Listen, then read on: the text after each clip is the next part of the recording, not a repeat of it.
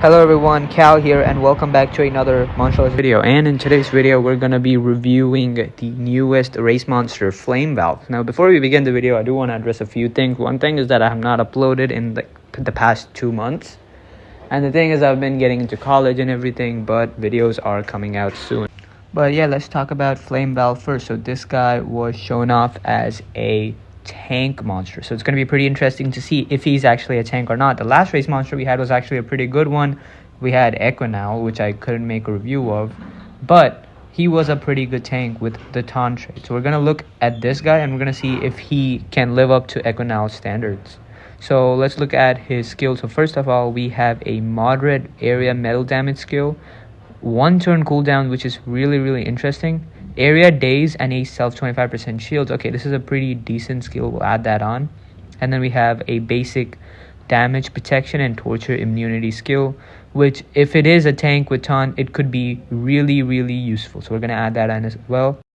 Then we have an area fire damage and gains double healing. Double healing is not bad. That's all I'm going to say. I mean, it's quite situational, right? Like, I assume this guy does have a regeneration skill to make up for double healing, but again, nothing too crazy. And there we go, that's the regeneration skill. Heals by 50% and gains a life regen. 3 turn cooldown is pretty interesting. We'll add that on as well. So he is able to heal himself. He is able to sustain himself. Now let's look at his traits.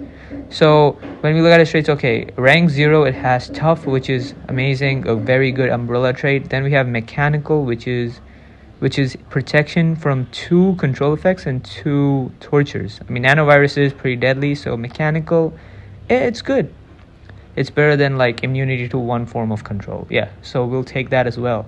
And at rank 3, we are getting double healing, which is very interesting because we're getting this again.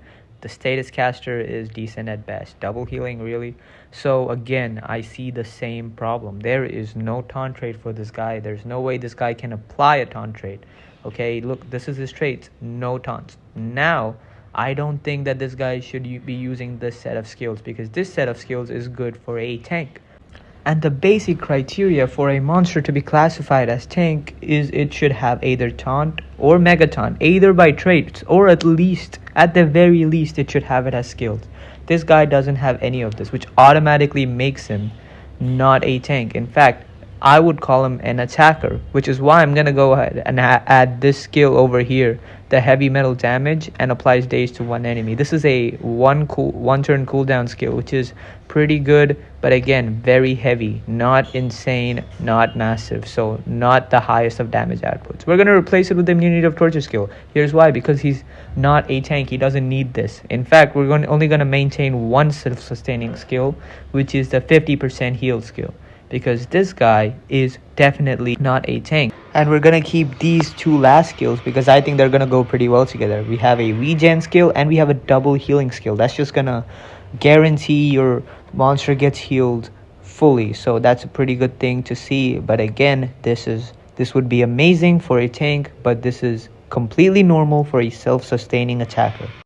So for its recommended runes, here's what I'm gonna go with. I have 2 rune slots unlocked. I'm going to 2 strength runes.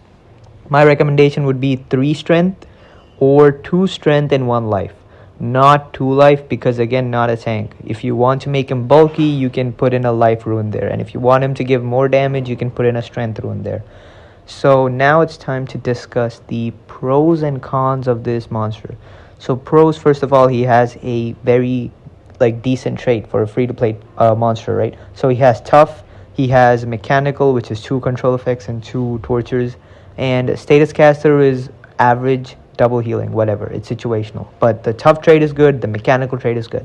Second of all, he has a 1 turn cooldown area damage, which dazes all enemies. Now, daze is not really seen as a good status effect, right? But it does have that 25% accuracy miss and 25% damage reduction. So it's basically minor damage reduction and minor blind. So I don't know, daze is definitely overhated in the community. I would say it's actually pretty decent status effect. Plus, that same move gives Flamevalve a 25% shield as well, which makes it even better. And we can't forget, this guy could be very much of a pain to deal with because 50% healing, torture immunity as well moves. If we put on all of that and we put on like 3 life ruins, he could be very, very annoying in, like, say, war attacks or like your multiplayer defense team maybe. He could be a very annoying guy to take down.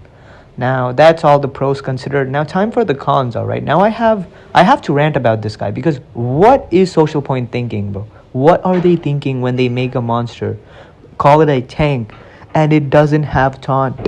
What are they thinking? What are they actually thinking? I was kind of holding back. I was trying to hold back at least in the beginning of the video so I could rant about it actually in the con section. But now that we have come to the con section, I want to say what were they thinking? This guy's power stat is actually very, very low compared to other monsters of this same era. So what are they smoking? Come on, what are we doing, Social Point? What is this monster supposed to be? Who are you? What is your identity, man? Are you a tank or are you an attacker?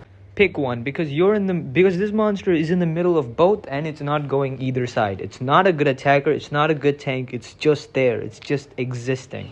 The only use I can possibly think of is to just stall, and even that could be countered by monsters like Gardenon, which have better traits and like Artifact. And not to mention, Gardenon is still in the meta. You can use this in multiplayer. If you use this in multiplayer, imagine the number of Gardenons you're going to see. Imagine the number of reverse healings you're going to deal with. Reverse healing, double healing, 50% heal, regeneration. He's going to die in 2 moves. Once you see a Gardenon, it's over. It's completely over for this guy. What is this guy even about to do? What kind of monster is this, man? I don't know how to use this. I cannot possibly think of a single way to use this monster. Usually in my monster reviews, right, I try to make it sound like this monster still could be used by a beginner or could be used by a person who doesn't have the newest attacker. But this guy is not even an attacker. He has 2 moves which do damage, and they're all low damage outputs, obviously. And stat-wise, he has a very low power stat compared to other monsters. And life-wise, he has good life, which is of no use because he's not a tank. So will I use this monster? No, I'm not going to use this guy. Is this why I spent all those gems in the race for this monster? This guy's so bad. He's so bad. Do not use him. Please do not use this guy, okay? It is better to use an outdated, maybe like 1 or 2 generation old attack. So yeah, that's all for Flamevalve. He's pretty terrible. Do not, I would highly recommend you not use him. And that's pretty much it for the monster review.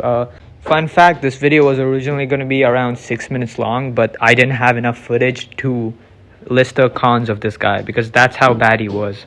And that's pretty much about this guy. Subscribe for more ML content.